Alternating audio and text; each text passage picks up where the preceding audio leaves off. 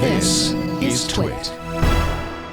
You mentioned beforehand that Google's acquisition and sale of Motorola, it might sound bad because they bought it for $12.5 billion and they're selling it for $2.91 billion.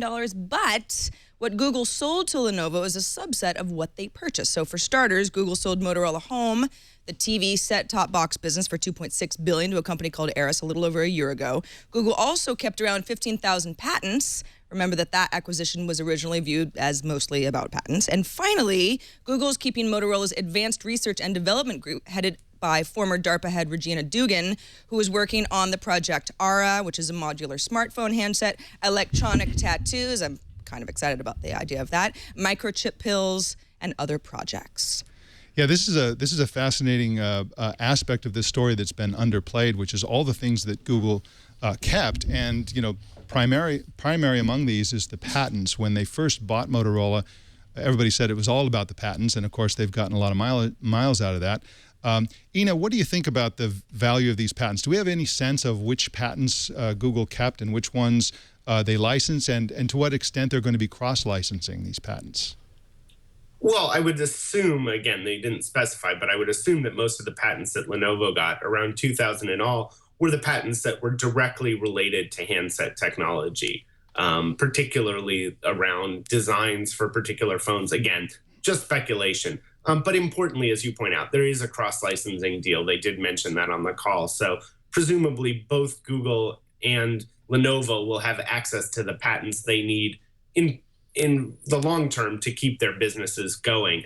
I suspect that Google kept the kind of patents that it thinks might help it defend Android and Chrome to a lesser degree over patent attacks going forward. Now, they haven't been as successful as they hoped. At one time, Google valued the patent portfolio alone at $5.5 billion. I think one would have to say it's not as valuable as Google first thought, given what's happened in the courts in the intervening years since Google bought Motorola. I think one of the underappreciated factors in all this, when people do the math about whether this is a horrible deal or a brilliant move by Google, is the fact that this division was losing $645 million a year, at least in the first 9 months of last year. So, yeah, again, that's just part of the year.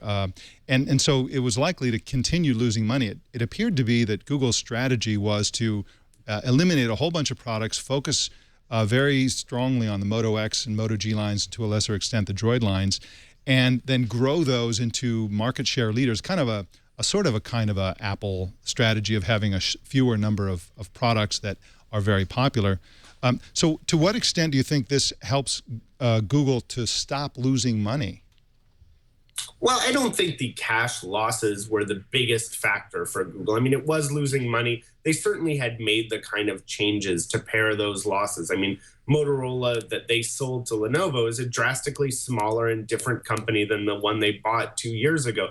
So I don't think that they were just sort of grooming it for a sale all along. It's hard to think they would have made as deep changes as they had if their plan was to sell it all along. It would have been easy to turn around and sell the handset division if all they really wanted were the patents. I think there was a shift in mindset. It's not clear when that happened. But I think the Motorola today is a different company. It's an interesting handset maker. It's interesting, too, what it pairs with Lenovo, because Lenovo takes a very different approach. They're in very different markets than Motorola has been in, and they have a much larger product lineup. They focus on large screen phablets, which are popular in China and the markets that Lenovo's strong in. So when they say these two businesses are complementary, they're not totally using marketing speak. I mean, they really do attack different geographies with different products. I do question how well those two businesses will fit together. I mean, you have two different mindsets toward device manufacture, and handset acquisitions, hardware acquisitions in general, have been relatively tough. Well, there's a curious fact in all of the news around this sale, and that fact is that Regina Dugan and her group, which I believe is under 100 people, they make all kinds of crazy stuff, the modular smartphone that Sarah mentioned, the electronic tattoos, microchip pills, and all that kind of stuff. They sound like a perfect fit for Google's Google X Labs with all the crazy stuff they're working on. And yet they're actually going to report into Sundar Pichai and inside the Android group. Do you know what these folks with their amazing research is going to do for Android itself? I think Google has a vision for Android that goes beyond phones and tablets.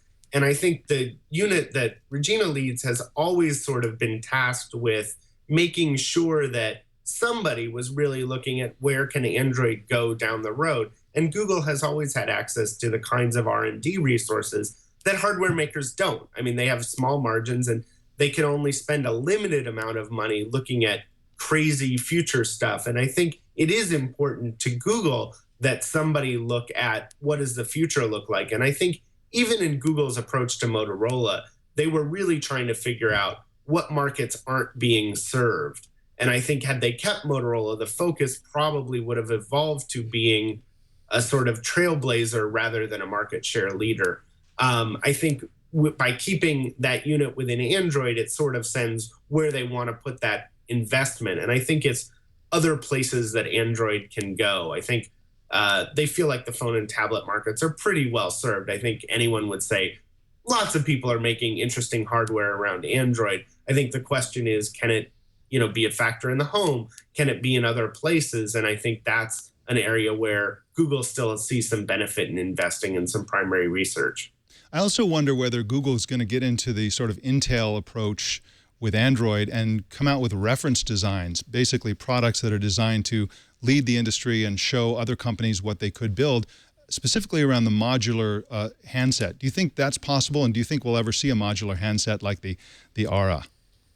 I mean, Aura is really interesting. I've been skeptical since it was first shown.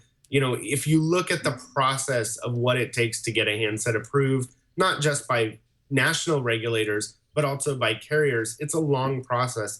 And it's hard to imagine a modular phone, especially when people are replacing these devices every 2 years. It's really interesting, but think about it. The PC used to be a modular device. You buy it, and then later you could replace the hard drive, you could replace the processor, and that was sort of what some people did with their computers. And over time, that's evolved to an appliance, something that you really don't tinker with. It can't be upgraded. And the phone is already an appliance. It's already something you don't tinker with, you just replace. So it's hard to imagine, in a sense, technologically going backwards and creating something modular. You can see the appeal, but it's hard to imagine it taking hold, at least for me. Well, I thank you for your time and for your insights. Thank you so much for joining us today. Sure, anytime. Thanks. You can find Ina on Twitter at Ina Fried and also on recode.net.